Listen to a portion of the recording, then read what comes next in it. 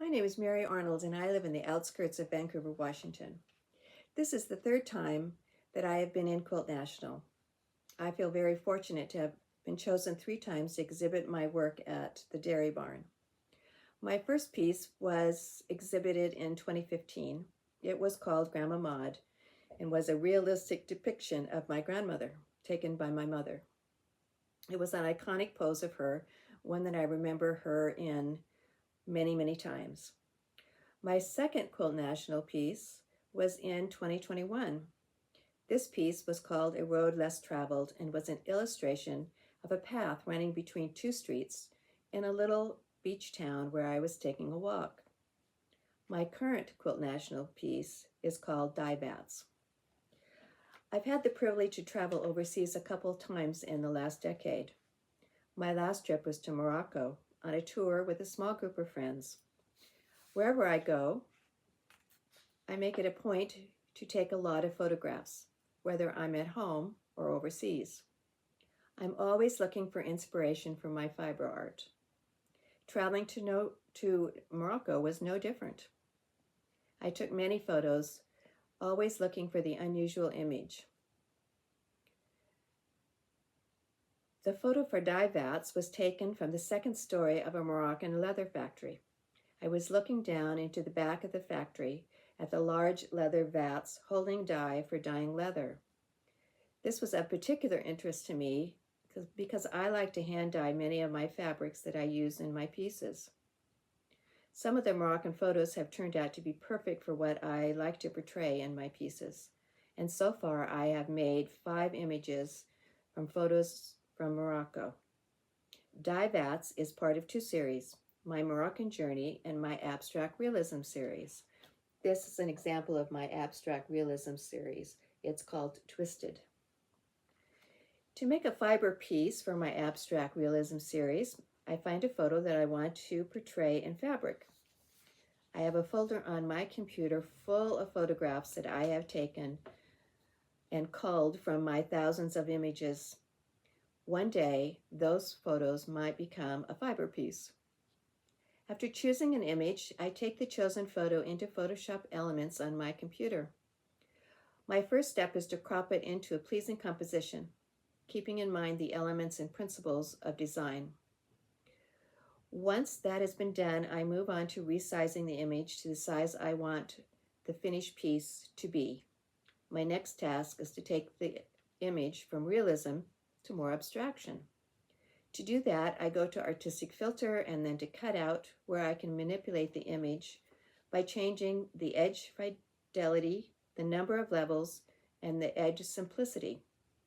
This changes the outline of elements, breaks the boundaries of others, and adds shapes where there were none.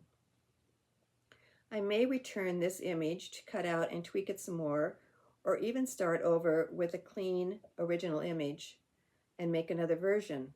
I've often made many versions. When I'm finally happy with how the image looks, I save it and return to the main screen. The next process is to change the colors in the image. Now that's already happened in cutouts to some extent, but I like to take it further. So I go to Enhance and then Adjust Color, and in this step I slide the color toggle back and forth until the colors of the image are appealing to me and pleasing for the image. Then it gets saved again and renamed.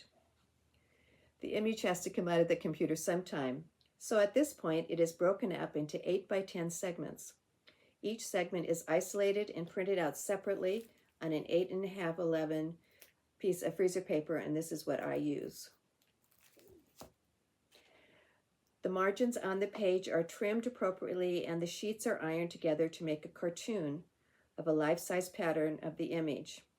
And this is an example of a cartoon of a piece that I'm going to do soon.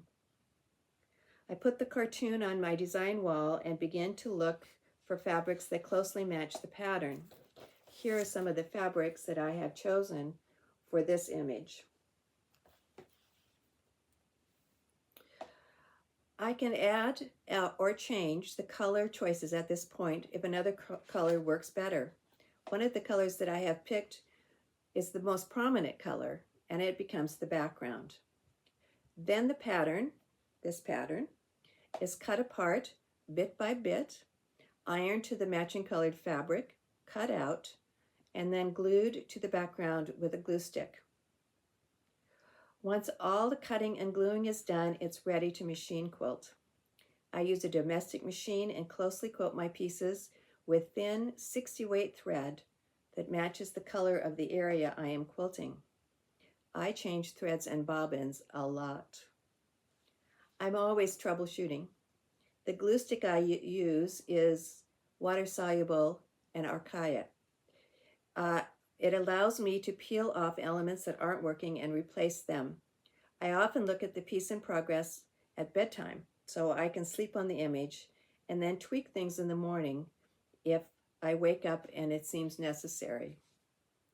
When I'm taking photos, I keep in mind that I might want to take a fiber piece from this image.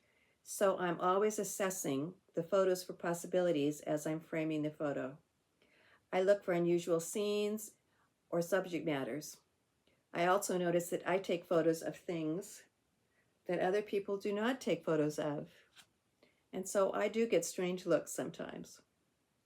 If you want a more detailed description of my process, I am featured in a Sakwa book with 20 other artists, each of us describing our artistic process. The book is called Emergence, Fiber Art from Concept to Stitch, and is available on Amazon Books.